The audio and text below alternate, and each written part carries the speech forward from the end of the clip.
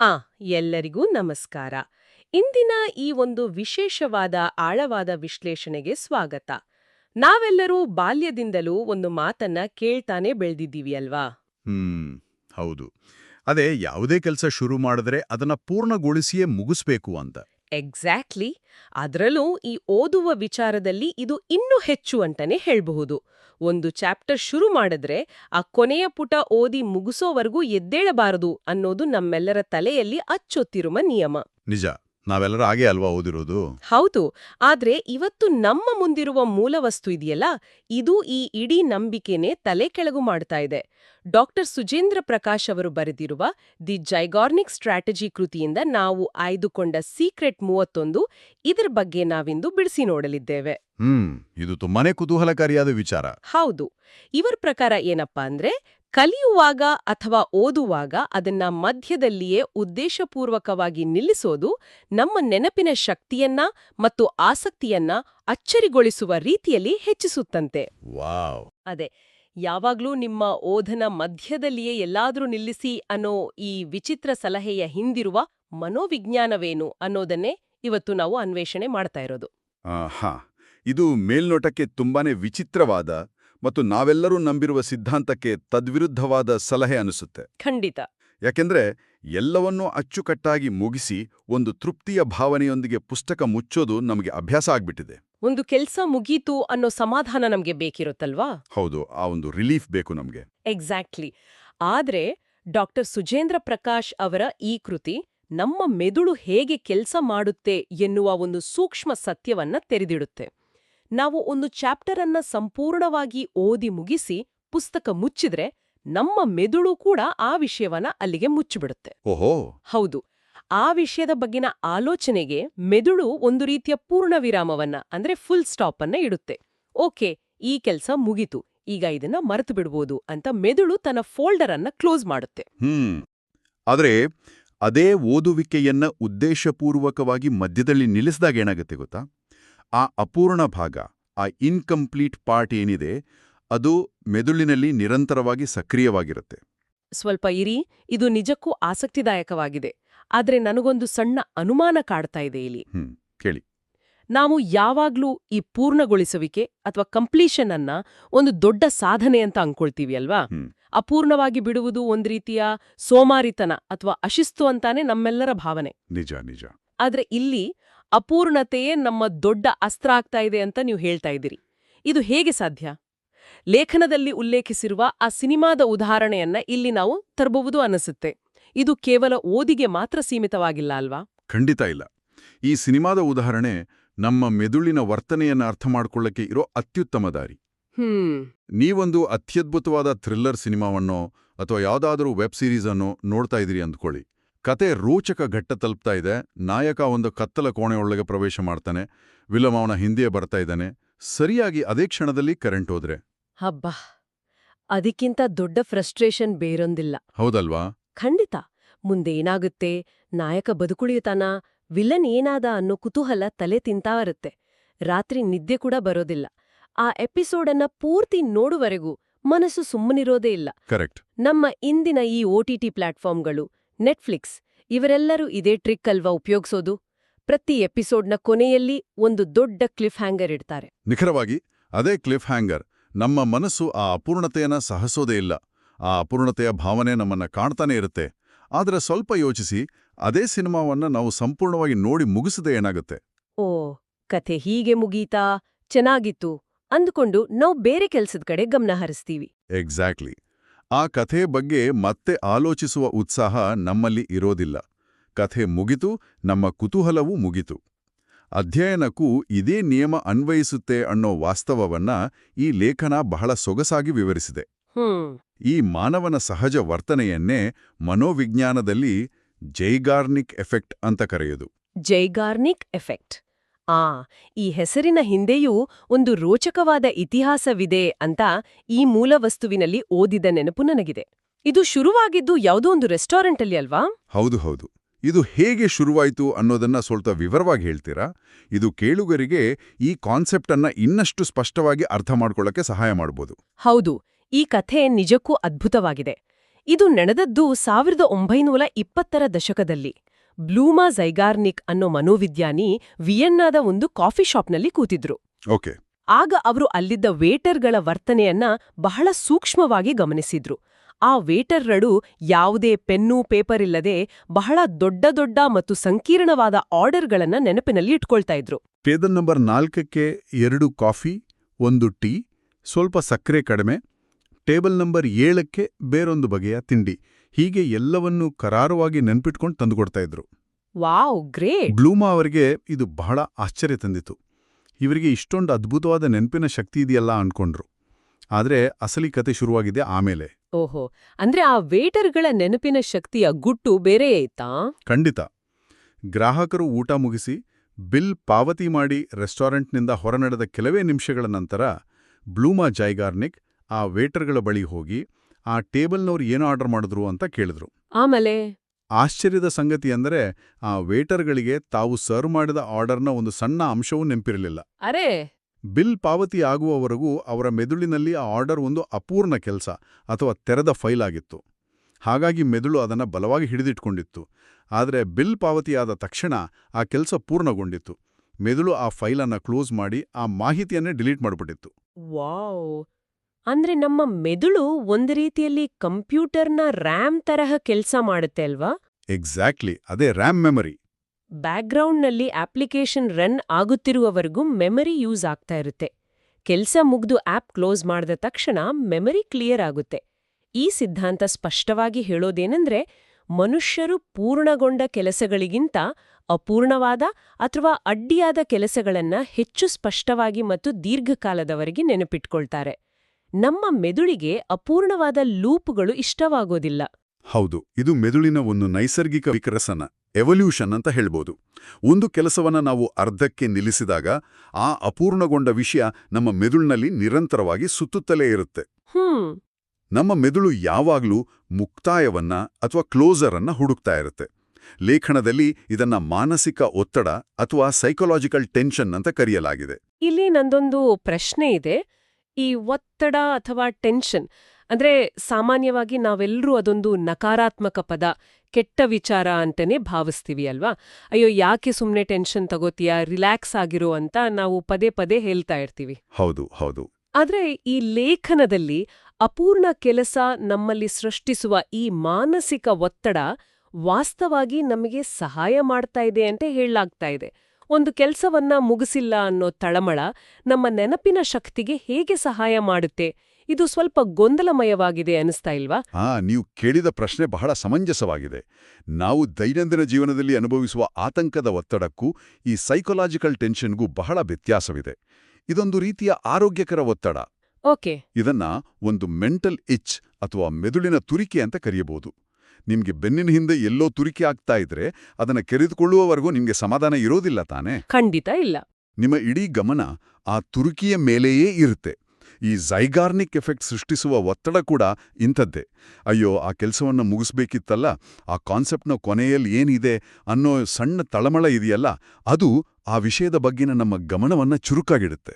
ಓಹೋ, ಅಂದ್ರೆ ನಾವು ಬೇರೆ ಕೆಲಸ ಮಾಡ್ತಾ ಇದ್ರು, ಟಿವಿ ನೋಡ್ತಾ ಇದ್ರು ಅಥವಾ ಸುಮ್ನೆ ನಡ್ಕೊಂಡು ಹೋಗ್ತಾ ಇದ್ರು, ನಮ್ಮ ಮೆದುಳಿನ ಒಂದು ಮೂಲೆಯಲ್ಲಿ ಈ ಅಪೂರ್ಣ ಓದು ರನ್ ಆಗ್ತಾನೇ ಇರುತ್ತೆ ಎಂದಾಯ್ತು. ಎಕ್ಸಾಕ್ಟ್ಲಿ. ಮೆದುಳು ತಾನಾಗಿಯೇ ಆ ವಿಷಯವನ್ನ ರಿಪೀಟ್ ಮಾಡ್ಕೊಳ್ತಾ ಇರುತ್ತೆ. ಈ ಆಂತರಿಕ ಒತ್ತಡವೇ ನಮ್ಮ ಓದಿನ ವಿಷಯ ಮೆದುಳಿನಲ್ಲಿ ಆಳವಾಗಿ ಬೇರೂರಲು ಸಹಾಯ ಮಾಡುತ್ತೆ. ನಿಜಕ್ಕೂ ಇದೊಂದು ಮೈಂಡ್ ಬ್ಲೋಯಿಂಗ್ ವಿಚಾರ. ಹೌದು. ಈ ಮಾನಸಿಕ ಒತ್ತಡ ಒಂದು ರೀತಿಯ ಅದೃಶ್ಯ ಎಳೆಯಂತೆ ಕೆಲಸ ಮಾಡುತ್ತೆ. ಅದು ನಮ್ಮನ್ನ ಆ ವಿಷಯದ ಕಡೆಗೆ ಮತ್ತೆ ಮತ್ತೆ ಸೆಳೆಯುತ್ತೆ. ನಮ್ಮ ಮೆದುಳಿನ ರಚನೆಯೇ ಹಾಗಿದೆ. ಅದು ಯಾವಾಗ್ಲೂ ಸಮತೋಲನವನ್ನ ಬಯಸುತ್ತೆ. ಅಪೂರ್ಣವಾದ ಕೆಲಸ ಆ ಸಮತೋಲನವನ್ನ ಕದಡುತ್ತೆ. ಹಾಗಾಗಿ ಆ ಸಮತೋಲನವನ್ನ ಮರಳಿ ಪಡೆಯಲು ಮೆದುಳು ಆ ಕೆಲಸವನ್ನ ಪೂರ್ಣಗೊಳಿಸುವಂತೆ ನಮ್ಮನ್ನ ಒಳಗಿನಿಂದಲೇ ಪ್ರೇರೇಪಿಸುತ್ತೆ. ವಾವ್! ಇದು ನಮ್ಮ ಕಲಿಕೆಯ ಪ್ರಕ್ರಿಯೆಯಲ್ಲಿ ಒಂದು ದೊಡ್ಡ ಕ್ರಾಂತಿಯನ್ನೇ ಉಂಟು ಮಾಡಬಹುದು. ನೀವು ಯಾವುದನ್ನಾದರೂ ಶಾಶ್ವತವಾಗಿ ನೆನಪಿಟ್ಟುಕೊಳ್ಬೇಕೆಂದರೆ ಅದನ್ನ ಒಂದೇ ಉಸಿರಿನಲ್ಲಿ ಓದಿ ಮುಗಿಸುವ ಬದಲು ಈ ರೀತಿಯ ಒಂದು ನಿರಂತರವಾದ ಆರೋಗ್ಯಕರವಾದ ಮಾನಸಿಕ ಒತ್ತಡವನ್ನ ಸೃಷ್ಟಿಸಿಕೊಳ್ಳೋದು ಜಾಣತನ. ಸರಿ, ಈ ಝೈಗಾರ್ನಿಕ್ ಎಫೆಕ್ಟ್ ನಮ್ಮ ನೆನಪಿನ ಶಕ್ತಿಯನ್ನ ಹೇಗೆ ಹೆಚ್ಚಿಸುತ್ತೆ ಅಂತ ಬಹಳ ಚೆನ್ನಾಗಿ ಅರ್ಥವಾಯಿತು. ಆದರೆ ಈ ಮೂಲವಸ್ತುವಿನಲ್ಲೂ ಚರ್ಚಿಸಲಾಗಿರುವ ಮತ್ತೊಂದು ಅತ್ಯಂತ ಪ್ರಾಯೋಗಿಕವಾದ ಸವಾಲಿನ ಬಗ್ಗೆ ನಾವೀಗ ಮಾತಾಡೋಣ. ಖಂಡಿತ. ಯಾವ ಸವಾಲು? ಓದುವ ಪ್ರಕ್ರಿಯೆಯಲ್ಲಿ ಯಾರಿಗಾದ್ರೂ ಎದುರಾಗುವ ಅತಿದೊಡ್ಡ ಕಷ್ಟ ಅಂದ್ರೆ ಕೇವಲ ಓದುವುದಲ್ಲ, ಬದಲಿಗೆ ಮರುದಿನ ಮತ್ತೆ ಆ ಓದನ್ನ ಶುರು ಮಾಡುವುದು. ಹೌದು, ಇದು ಎಲ್ಲರಿಗೂ ಆಗುವ ಅನುಭವ. ಮೊದಲನೇ ದಿನ ಬಹಳ ಉತ್ಸಾಹದಿಂದ ಒಂದು ಪುಸ್ತಕ ಹಿಡಿತೀವಿ, 10 ಪೇಜ್ ಓದ್ತೀವಿ. ಆದ್ರೆ ಮರುದಿನ ಬೆಳಗ್ಗೆ ಎದ್ದು ಮತ್ತೆ ಆ ಪುಸ್ತಕ ಹಿಡಿಯಲು ಅದೆಲ್ಲಿಲ್ಲದ ಸೋಮಾರಿತನ, ಹಿಂಜರಿಕೆ ಕಾಡುತ್ತೆ. ಈ ಸ್ಟಾರ್ಟಿಂಗ್ ಟ್ರಬಲ್ ಅನ್ನ ನಾವೆಲ್ಲರೂ ಅನುಭವಿಸಿದ್ದೀವಿ. ಈ ದೊಡ್ಡ ಸವಾಲನ್ನ ಈ ಅಪೂರ್ಣತೆಯ ತಂತ್ರ ಹೇಗೆ ಪರಿಹರಿಸುತ್ತೆ? ಇದು ಬಹಳ ಮುಖ್ಯವಾದ ಘಟ್ಟ. ಈ ಸ್ಟಾರ್ಟಿಂಗ್ ಟ್ರಬಲ್ ಅನ್ನ ವಿಜ್ಞಾನದಲ್ಲಿ ಆಕ್ಟಿವೇಶನ್ ಎನರ್ಜಿ ಅಥವಾ ಶುರು ಮಾಡುವ ಶಕ್ತಿ ಅಂತಾರೆ. ಭೌತಶಾಸ್ತ್ರದಲ್ಲಿ ಒಂದು ನಿಯಮ ಇದೆ ಗೊತ್ತಾ? ಹೇಳಿ. ನಿಂತಿರೋ ಒಂದು ದೊಡ್ಡ ವಾಹನವನ್ನ ತಳ್ಳಲು ಪ್ರಾರಂಭದಲ್ಲಿ ಅತಿ ಹೆಚ್ಚಿನ ಶಕ್ತಿ ಬೇಕು. ಆದರೆ ಅದು ಒಮ್ಮೆ ಉರುಳಲು ಶುರುವಾದ ಮೇಲೆ ಅದನ್ನ ತಳ್ಳೋದು ಬಹಳ ಸುಲಭ. ನಮ್ಮ ಮೆದುಳಿನ ಕೆಲಸವೂ ಹಾಗೆಯೇ. ಈ ಸವಾಲನ್ನ ಅರ್ಥ ಮಾಡಿಕೊಳ್ಳೋ ನಾವು 2 ವಿಭಿನ್ನ ಪರಿಸ್ಥಿತಿಗಳನ್ನ ಊಹಿಸ್ಕೊಳ್ಳೋಣ. ಖಂಡಿತ. ಉದಾಹರಣೆಗಳೊಂದಿಗೆ ವಿಶ್ಲೇಷಣೆ ಮಾಡಿದ್ರೆ ಮತ್ತಷ್ಟು ಸ್ಪಷ್ಟವಾಗುತ್ತೆ. ನೋಡಿ, ಒಬ್ಬ ವ್ಯಕ್ತಿ ಒಂದು ದಿನ ರಾತ್ರಿ ಒಂದು ಅಧ್ಯಾಯವನ್ನ ಸಂಪೂರ್ಣವಾಗಿ ಓದಿ ಮುಗಿಸಿ, ಯಪ್ಪ ಇವತ್ತಿಗೆ ಇದು ಸಾಕು ಅಂತ ಬಹಳ ತೃಪ್ತಿಯಿಂದ ಪುಸ್ತಕ ಮುಚ್ಚುತ್ತಾನೆ. ಮರುದಿನ ಅವನು ಮತ್ತೆ ಓದಲು ಟೇಬಲ್ ಮುಂದೆ ಕೂತಾಗ ಏನಾಗುತ್ತೆ? ಅವನ ಮುಂದಿರೋದು ಒಂದು ಸಂಪೂರ್ಣ ಹೊಸ ಅಧ್ಯಾಯ. ಆಗ ಅವನ ಮೆದುಳು, ಅಯ್ಯೋ ನಾನೀಗ ಮತ್ತೆ ಮೊದಲಿನಿಂದ ಸಂಪೂರ್ಣವಾಗಿ ಹೊಸತೇನನ್ನಾದ್ರೂ ಶುರು ಮಾಡಬೇಕಲ್ಲ, ಆ ಹೊಸ ಕಾನ್ಸೆಪ್ಟನ್ನ ಅರ್ಥ ಮಾಡಿಕೊಳ್ಳಲು ನಾನು ಮತ್ತೆ ಅಷ್ಟೇ ಶ್ರಮ ಪಡಬೇಕಲ್ಲ ಅಂತ ಅಂದ್ಕೊಳ್ಳುತ್ತೆ. ಆ ಹೊಸ ಆರಂಭವೇ ಒಂದು ದೊಡ್ಡ ಬೆಟ್ಟದಂತೆ ಕಾಣುತ್ತೆ. ಆ ಆಕ್ಟಿವೇಶನ್ ಎನರ್ಜಿ ಬಹಳ ಹೆಚ್ಚಿರೋದ್ರಿಂದಲೇ ಮರುದಿನ ಓದಲು ಕುಳಿತುಕೊಳ್ಳಲು ನಮ್ಗೆ ಕಷ್ಟವಾಗೋದು. ಇದು 100ಕ್ಕೆ 100 ಸತ್ಯ. ಪ್ರತಿ ಬಾರಿಯೂ ಹೊಸ ಅಧ್ಯಾಯ ಶುರು ಮಾಡೋದು ಹೊಸ ಪರ್ವತವನ್ನ ಹತ್ತಿದಷ್ಟೇ ಕಷ್ಟ ಅನ್ಸುತ್ತೆ. ಹಾಗಾದ್ರೆ ಈ ಜೈಗಾರ್ನಿಕ್ ತಂತ್ರವನ್ನ ಬಳಸಿದಾಗ ಏನಾಗುತ್ತೆ? ಈಗ 2ನೇ ಪರಿಸ್ಥಿತಿಯನ್ನ ನೋಡೋಣ.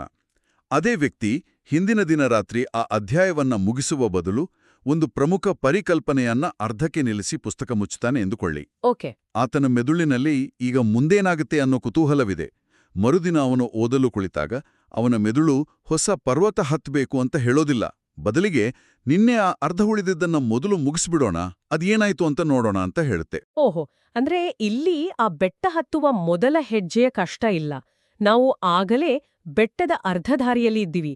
ನಿನ್ನೆ ನಿಲ್ಲಿಸಿದ ಆ ಹರಿಯುವಿಕೆಯನ್ನ ಅಥವಾ ಫ್ಲೋನ ಕೇವಲ ಮುಂದುವರಿಸುವ ಕೆಲಸವಷ್ಟೇ ಇರುತ್ತೆ ಅಲ್ವಾ? ಹೌದು. ಇದರಿಂದ ಯಾವುದೇ ಬಲವಂತವಿಲ್ಲದೆ, ಯಾವುದೇ ಮಾನಸಿಕ ಅಡೆತಡೆಯಿಲ್ಲದೆ ಬಹಳ ವೇಗವಾಗಿ ಪುಸ್ತಕ ಹಿಡಿದು ಓದಲು ಶುರು ಮಾಡಬಹುದು. ಆ ವಾಹನ ಆಗಲೇ ಚಲನೆಯಲ್ಲಿದೆ, ನೀವು ಕೇವಲ ಒಂದು ಸಣ್ಣ ತಳ್ಳುವಿಕೆ ನೀಡಿದರಷ್ಟೇ ಸಾಕು. ಆ ಅಪೂರ್ಣತೆಯ ಭಾವನೆಯೇ, ಆ ತೆರೆದ ಫೈಲ್, ಮರುದಿನ ಪುಸ್ತಕ ಹಿಡಿಯಲು ನಿಮಗೆ ಅತ್ಯಂತ ಸುಲಭವಾದ ಮಾರ್ಗವನ್ನ ಮಾಡಿಕೊಡುತ್ತೆ. ಸ್ವಲ್ಪ ಇರಿ, ನನಗಿಲ್ಲಿ ಒಂದು ದೊಡ್ಡ ಪ್ರಶ್ನೆ ಎದುರಾಗ್ತಾ ಇದೆ. ನಾವು ನಮ್ಮದೇ ಮನಸ್ಸನ್ನ ನಮ್ಮ ಒಳಿತಿಗಾಗಿ ಬಳಸ್ಕೊಳ್ತಿರೋ ಈ ತಂತ್ರ ಕೇಳಲು ಬಹಳ ಅದ್ಭುತವಾಗಿದೆ. ಆದ್ರೆ ಇದನ್ನ ಪ್ರಾಯೋಗಿಕವಾಗಿ ಅಳವಡಿಸ್ಕೊಳ್ಳೋದು ಹೇಗೆ? ಅಂದ್ರೆ ನಾನು ಸುಮ್ಮನೆ ಒಂದು ವಾಕ್ಯವನ್ನ ಓದುತ್ತಾ ಭಾರತಕ್ಕೆ ಸ್ವಾತಂತ್ರ್ಯ ಬಂದ ವರ್ಷ ಅಂತ ಅರ್ಧಕ್ಕೆ ಬಿಟ್ಟು ಎದ್ದು ಹೋದ್ರೆ ಅದು ಜೈಗಾರ್ನಿಕ್ ಇಫೆಕ್ಟ್ ಆಗುತ್ತಾ? ಖಂಡಿತ ಇಲ್ಲ. ಅಥವಾ ನಾನು ಯಾವುದೋ ಗಣಿತದ ಸೂತ್ರವನ್ನ ಬಿಡಿಸುತ್ತಾ ಮಧ್ಯದಲ್ಲಿಯೇ ಎಲ್ಲವನ್ನೂ ಅಸ್ತವ್ಯಸ್ತವಾಗಿ ಬಿಟ್ಹೋದ್ರೆ ಮರುದಿನ ನನಗೆ ಆ ಫಾರ್ಮುಲಾ ಮರ್ತೋಗಿ ಇನ್ನಷ್ಟು ಗೊಂದಲ ಸೃಷ್ಟಿಯಾಗಲ್ವಾ? ಲೇಖನ ಈ ಬಗ್ಗೆ ಏನ್ ಹೇಳುತ್ತೆ? ಇದು ನೀವು ಕೇಳಲೇಬೇಕಾದಂತಹ ಅತ್ಯಂತ ಸೂಕ್ತವಾದ ಪ್ರಶ್ನೆ. ಯಾಕೆಂದ್ರೆ ಈ ತಂತ್ರದ ಅರ್ಥ ಬೇಕಾಬಿಟ್ಟಿ ಓದುವುದಲ್ಲ, ಎಲ್ಲವನ್ನೂ ಅರ್ಧಂಬರ್ಧ ಬಿಟ್ಟು ಗೊಂದಲದ ಗೂಡು ಮಾಡಿಕೊಳ್ಳುವುದಲ್ಲ. ಒಂದು ಪ್ಯಾರಾವನ್ನ ಅರ್ಧಕ್ಕೆ ಬಿಟ್ಟು ಎದ್ದು ಹೋಗುವುದು ಈ ತಂತ್ರದ ಉದ್ದೇಶವಲ್ಲ. ಇದು ಯಾವುದೇ ರೀತಿಯ ಅಶಿಸ್ತನ ಪ್ರೋತ್ಸಾಹಿಸುವುದಿಲ್ಲ. ಈ ತಂತ್ರವನ್ನ ಸರಿಯಾಗಿ ಬಳಸದಿದ್ದರೆ ಲಾಭಕ್ಕಿಂತ ನಷ್ಟವೇ ಹೆಚ್ಚು. ಹಾಗಾದ್ರೆ ಸರಿಯಾದ ವಿಧಾನ ಯಾವುದು? ಮೂಲ ಲೇಖನದಲ್ಲಿ ಬಹಳ ಸ್ಪಷ್ಟವಾಗಿ ಹೇಳಲಾಗಿದೆ. ನೀವು ಓದುವುದನ್ನ ಒಂದು ಅರ್ಥಪೂರ್ಣ ಹಂತದಲ್ಲಿ, ಅಂದ್ರೆ ಮೀನಿಂಗ್ಫುಲ್ ಸ್ಟಾಪಿಂಗ್ ಪಾಯಿಂಟ್ನಲ್ಲಿ ನಿಲ್ಲಿಸುವುದು ಬಹಳ ಮುಖ್ಯ. ಈ ಅರ್ಥಪೂರ್ಣ ಹಂತ ಅಂದ್ರೆ ಏನು? ಅದನ್ನೊಂದು ಉದಾಹರಣೆ ಮೂಲಕ ವಿವರಿಸ್ತೀರಾ? ಖಂಡಿತ. ಸುಮ್ಮನೆ ವಾಕ್ಯದ ಮಧ್ಯದಲ್ಲಿ ನಿಲ್ಲಿಸುವುದಲ್ಲ. ಉದಾಹರಣೆಗೆ, ನೀವು ಯಾವುದೋ ಒಂದು ದೊಡ್ಡ ಐತಿಹಾಸಿಕ ಘಟನೆಯ ಬಗ್ಗೆ ಓದ್ತಾ ಇದ್ದೀರಿ. ಯುದ್ಧ ಶುರುವಾಗುವ ಎಲ್ಲಾ ಕಾರಣಗಳನ್ನು ನೀವು ಓದಿ ಅರ್ಥ ಮಾಡ್ಕೊಂಡಿದ್ದೀರಿ. ನಾಳೆ ಯುದ್ಧ ಶುರುವಾಗಲಿದೆ ಎನ್ನುವ ಆ ಕುತೂಹಲದ ಘಟ್ಟವಿದೆ ನೋಡಿ, ಅಲ್ಲಿ ಪುಸ್ತಕ ಮುಚ್ಚಬೇಕು. ಓಕೆ. ಅಥವಾ ವಿಜ್ಞಾನದ ಒಂದು ಜಟಿಲವಾದ ಕಾನ್ಸೆಪ್ಟ್ ಅನ್ನ ಅರ್ಥ ಮಾಡ್ಕೊಳ್ತಿರುವಾಗ ಆ ಸಮಸ್ಯೆಯ ಮೂಲವೇನು ಅಂತ ಗೊತ್ತಾದ ತಕ್ಷಣ ಅದರ ಪರಿಹಾರವನ್ನು ಓದುವ ಮುನ್ನ ನಿಲ್ಲಿಸಬೇಕು. ಹ್ಮ್. ಅಥವಾ ನೀವು ಹೇಳಿದಂತೆ ಗಣಿತದ ಉದಾಹರಣೆಯನ್ನೇ ತಗೊಂಡುಕೊಳ್ಳಿ. ಒಂದು ಕಷ್ಟಕರವಾದ ಲೆಕ್ಕವನ್ನ ಬಿಡಿಸಲು ಬೇಕಾದ ಎಲ್ಲಾ ಸೂತ್ರಗಳನ್ನು ಅರ್ಥ ಮಾಡಿಕೊಂಡು ಆ ಸೂತ್ರವನ್ನು ಅಳವಡಿಸುವ ಮೊದಲ ಹೆಜ್ಜೆಯಲ್ಲಿದ್ದಾಗ ನಿಲ್ಲಿಸಬೇಕು. ಆ ಕ್ಷಣದಲ್ಲಿ ನಿಮ್ಮ ಮೆದುಳಿನಲ್ಲಿ ಮುಂದೇನಾಗಬಹುದು, ಉತ್ತರ ಏನಾಗಿರಬಹುದು ಅನ್ನೋ ಕುತೂಹಲದ ಕಿಡಿ ಹೊತ್ಕೊಂಡಿರಬೇಕು. ಈಗ ಅರ್ಥ ಆಯ್ತು. ಅಂದ್ರೆ ನಾವು ಗೊಂದಲದಲ್ಲಿ ನಿಲ್ಲಿಸ್ತಾ ಇಲ್ಲ, ಬದಲಿಗೆ ಒಂದು ಸ್ಪಷ್ಟವಾದ ಕುತೂಹಲದ ಹಂತದಲ್ಲಿ ನಿಲ್ಲಿಸ್ತಾ ಇದ್ದೀವಿ. ಪ್ರಶ್ನೆ ಅರ್ಥ ಆಗಿದೆ, ಆದ್ರೆ ಉತ್ತರಕ್ಕಾಗಿ ಮೆದುಳು ಕಾಯ್ತಾ ಇದೆ, ಅಲ್ಲಿ ನಾವು ನಿಲ್ಲಿಸ್ಬೇಕು. ಎಕ್ಸಾಕ್ಟ್ಲಿ. ಟಿವಿ ಎನ್ನುವ ಸಮಯದ ಬಗ್ಗೆ ಹೌದು. ನಾವೆಲ್ಲರೂ ಸಾಮಾನ್ಯವಾಗಿ ಓದುವಾಗ ಸಂಪೂರ್ಣವಾಗಿ ಸುಸ್ತಾಗುವವರೆಗೆ, ಕಣ್ಣುಗಳು ತಾವಾಗಿ ಮುಚ್ಚಿ ಹೋಗುವ ಹಂತದವರೆಗೆ ಓದಿ ಇನ್ನೇನು ತಡೆಯಲು ಸಾಧ್ಯವೇ ಇಲ್ಲ ಎನ್ನುವಷ್ಟರ ಮಟ್ಟಿಗೆ ಆಯಾಸವಾದಾಗ ಪುಸ್ತಕವನ್ನ ಬದಿಗಿಡ್ತೀವಿ. ಆದ್ರೆ ಈ ತಂತ್ರ ಹೇಳುವುದೇ ಬೇರೆ. ಹೌದು.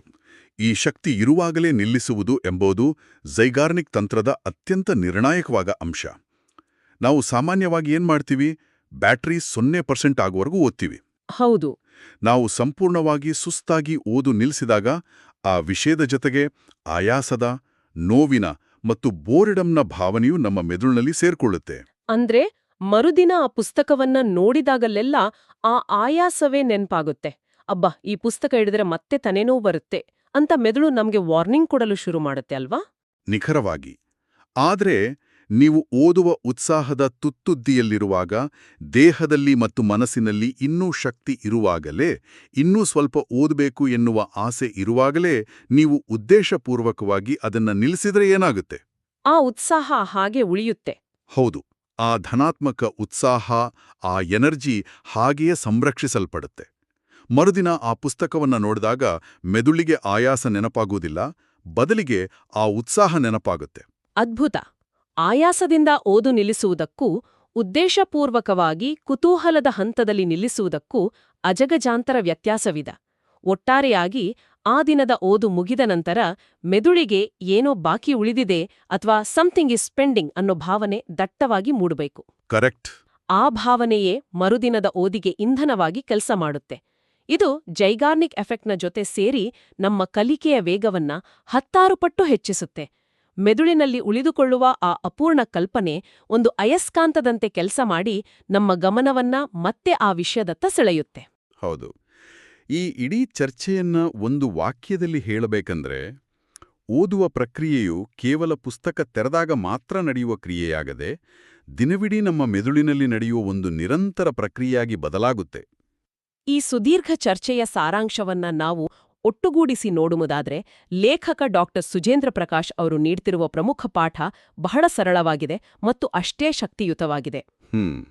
ಅಧ್ಯಯನ ಮುಗಿಸಿ ಪುಸ್ತಕವನ್ನ ಮುಚ್ಚುವಾಗ ಯಾವಾಗಲೂ ಒಂದು ಫುಲ್ ಸ್ಟಾಪ್ ಅಥವಾ ಪೂರ್ಣವಿರಾಮ ಇಡಬೇಡಿ. ಅದರ ಬದಲಿಗೆ ಅಲ್ಲಿ ಒಂದು ಕಾಮ ಅಥವಾ ಅಲ್ಪವಿರಾಮ ಇರ್ಲಿ. ಆ ಅಲ್ಪವಿರಾಮ ಮುಂದುವರಿಕೆಯ ಸಂಕೇತವಾಗಿದೆ. ಭೌತಿಕವಾಗಿ ನಾವು ಪುಸ್ತಕವನ್ನ ಮುಚ್ಚಿರಬಹುದು, ಆದ್ರೆ ನಮ್ಮ ಮೆದುಳಿನ ಒಳಗೆ ಆ ವಿಷಯದ ಕುರಿತಾದ ಆಲೋಚನೆ ಮುಚ್ಚಬಾರದು. ನಿಜ. ಪುಸ್ತಕ ಮುಚ್ಚಿದ ಮೇಲೂ ನಮ್ಮ ಮೆದುಳು ಹಿನ್ನೆಲೆಯಲ್ಲಿ ಆ ವಿಚಾರದ ಬಗ್ಗೆ ಯೋಚಿಸ್ತಲೇ ಇರಬೇಕು, ವಿಶ್ಲೇಷಿಸ್ತಲೇ ಇರಬೇಕು. ಖಂಡಿತ. ಈ ಕಲ್ಪನೆ ಎಷ್ಟು ವಿಸ್ತಾರವಾಗಿದೆ ಅಂದ್ರೆ ಇದು ಕೇವಲ ಪುಸ್ತಕದ ಓದಿಗೆ ಮಾತ್ರ ಸೀಮಿತವಾಗಬೇಕಿಲ್ಲ ಅನ್ಸುತ್ತೆ. ಹೌದು. ಇದು ನನ್ನನ್ನ ಒಂದು ರೋಚಕವಾದ ಆಲೋಚನೆಗೆ ದೊಡ್ತಾ ಇದೆ. ಈ ಝೈಗಾರ್ನಿಕ್ ಎಫೆಕ್ಟ್ ಮತ್ತು ಈ ಅಪೂರ್ಣತೆಯ ಶಕ್ತಿ ಕೇವಲ ಪರೀಕ್ಷೆಗೆ ಓದುವ ವಿದ್ಯಾರ್ಥಿಗಳಿಗೆ ಮಾತ್ರ ಸೀಮಿತನಾ? ಖಂಡಿತ ಇಲ್ಲ. ಖಂಡಿತ ಎಲ್ರಿಗೂ ಅನ್ವಯಿಸುತ್ತೆ. ಸ್ವಲ್ಪ ಯೋಚಿಸಿ ನೋಡಿ. ಇದನ್ನ ನಾವು ನಮ್ಮ ದೈನಂದಿನ ಜೀವನದ ಅಥವಾ ಉದ್ಯೋಗದ ಸ್ಥಳದ ಸವಾಲುಗಳಿಗೆ ಅನ್ವಯಿಸಿದ್ರೆ ಏನಾಗಬಹುದು? ಉದಾಹರಣೆಗೆ, ನೀವು ಕಚೇರಿಯಲ್ಲಿ ಯಾವುದಾದರೂ ಜಟಿಲವಾದ ಸಾಫ್ಟ್ವೇರ್ ಬಗ್ ಅನ್ನ ಫಿಕ್ಸ್ ಮಾಡ್ತಾ ಇದ್ದೀರಿ, ಅಥವಾ ಯಾವುದಾದರೂ ಪ್ರಮುಖ ಮಾರ್ಕೆಟಿಂಗ್ ಪ್ರಾಜೆಕ್ಟ್ನ ರೂಪರೇಷೆ ಸಿದ್ಧಪಡಿಸ್ತಾ ಇದ್ದೀರಿ ಅಂದುಕೊಳ್ಳಿ. ನಿಮ್ಗೆ ಎಷ್ಟೇ ಯೋಚಿಸಿದ್ರೂ ಸರಿಯಾದ ಐಡಿಯಾ ಸಿಗ್ತಾ ಇಲ್ಲ. ಹೌದು, ಇಂಥ ಬ್ಲಾಕ್ ಸಾಮಾನ್ಯ. ಆಗ ನಿರಂತರವಾಗಿ ಅದರ ಬಗ್ಗೆಯೇ ತಲೆಕೆಡಿಸಿಕೊಂಡು ಹತಾಶರಾಗಿ ಸುಸ್ತಾಗೋ ಬದಲು ಉದ್ದೇಶಪೂರ್ವಕವಾಗಿ ಸಂಜೆ 5 ಗಂಟೆಗೆ ಆ ಆಲೋಚನೆಯನ್ನ ಅರ್ಬತ್ಗೆ ನಿಲ್ಲಿಸಿ ಲ್ಯಾಪ್ಟಾಪ್ ಮುಚ್ಚಿದ್ರೆ ಏನಾಗಬಹುದು? ಇದು ನಿಜಗೂ ನಾವು ಪ್ರಯತ್ನಿಸಬೇಕಾದ ವಿಚಾರ. ಯಾಕೆಂದ್ರೆ ಮೆದುಳು ತನ್ನ ಕೆಲಸ ಮುಂದುವರಿಸುತ್ತೆ. ಹೌದಲ್ವಾ? ನೀವು ಮನೆಗೆ ಬಂದು ನಿಮ್ಮ ಪಾಡಿಗೆ ನೀವು ಬೇರೆ ಕೆಲಸದಲ್ಲಿರ್ತೀರಿ ಅಥವಾ ನಿದ್ರಿಸ್ತಾ ಇರ್ತೀರಿ. ಆದ್ರೆ ನಿಮ್ಮ ಮೆದುಳು ತನಗೆ ಅರಿವಿಲ್ಲದೆಯೇ ರಾತ್ರಿಯಿಡೀ ಹಿನ್ನೆಲೆಯಲ್ಲಿ ಆ ಸಮಸ್ಯೆಯ ಮೇಲೆ ಕೆಲಸ ಮಾಡಲಾರಂಭಿಸುತ್ತೆ. ಆ ಅಪೂರ್ಣತೆಯ ಟೆನ್ಷನ್ ಮೆದುಳಿನಲ್ಲಿ ರನ್ ಆಗ್ತಾನೆ ಇರುತ್ತೆ. ಹೀಗೆ ಬ್ಯಾಕ್ಗ್ರೌಂಡಲ್ಲಿ ಕೆಲಸ ಮಾಡಿದ ಮೆದುಳು ಮರುದಿನ ಬೆಳಿಗ್ಗೆ ಎದ್ದ ತಕ್ಷಣ ಅಥವಾ ನೀವು ಸ್ನಾನ ಮಾಡ್ತಾ ಇರುವಾಗಲೋ ಆ ಜಟಿಲ ಸಮಸ್ಯೆಗೆ ಅತ್ಯದ್ಭುತವಾದ ಹೊಸದೊಂದು ಪರಿಹಾರವನ್ನ ನಿಮ್ಮ ಕಣ್ಣು ಮುಂದೆ ತಂದು ನಿಲ್ಲಿಸಬಹುದೇ? ಖಂಡಿತ ಸಾಧ್ಯತೆ ಇದೆ. ನಮ್ಮ ಮೆದುಳಿನ ಈ ಅಸಾಧಾರಣ ಸಾಮರ್ಥ್ಯವನ್ನ ನಾವು ಕೇವಲ ಅಂಕಗಳಿಸುವ ಮಾತ್ರವಲ್ಲ, ನಮ್ಮ ಬದುಕಿನ ಜಟಿಲ ಸಮಸ್ಯೆಗಳನ್ನ ಬಗೆಹರಿಸುವಲ್ಲಿಯೂ ಹೇಗೆಲ್ಲ ಬಳಸಿಕೊಳ್ಬಹುದು ಅನ್ನೋದು ನಿಜಕ್ಕೂ ನಾವು ಯೋಚಿಸಬೇಕಾದ ಒಂದು ಅದ್ಭುತವಾದ ವಿಚಾರ. ಹೌದು, ಇದು ನಮ್ಮೆಲ್ಲರ ಲೈಫ್ ಸ್ಟೈಲನ್ನೇ ಬದಲಾಯಿಸಬಹುದು. ಕೇವಲ ಓದುರಿತಿಯಲ್ಲಿ ಮಾತ್ರವಲ್ಲ, ನಮ್ಮ ದಿನನಿತ್ಯದ ಸವಾಲುಗಳಿಗೂ ಈ ಅಪೂರ್ಣತೆಯ ರಹಸ್ಯವನ್ನ ಅನ್ವಯಿಸಿ ನೋಡುವ ಅವಕಾಶ ನಮಗಿದೆ. ಆ ಅಲ್ಪ ವಿರಾಮದ ಶಕ್ತಿ ನಮ್ಮೆಲ್ಲರಿಗೂ ಹೊಸ ಸಾಧ್ಯತೆಗಳನ್ನ ತೆರೆದಿಡಲಿ ಎಂಬ ಪ್ರಚೋದನಾಕಾರಿ ಚಿಂತನೆಯೊಂದಿಗೆ ಇಂದಿನ ನಮ್ಮ ಈ ಸುದೀರ್ಘ ಚರ್ಚೆಯನ್ನ ಇಲ್ಲಿಗೆ ಮುಕ್ತಾಯಗೊಳಿಸ್ತಾ ಇದ್ದೀವಿ. ಕಲಿಯುವ ಮತ್ತು ಬೆಳೆಯುವ ಈ ಪಯಣ ಹೀಗೆಯೇ ಮುಂದುವರಿಯಲಿ.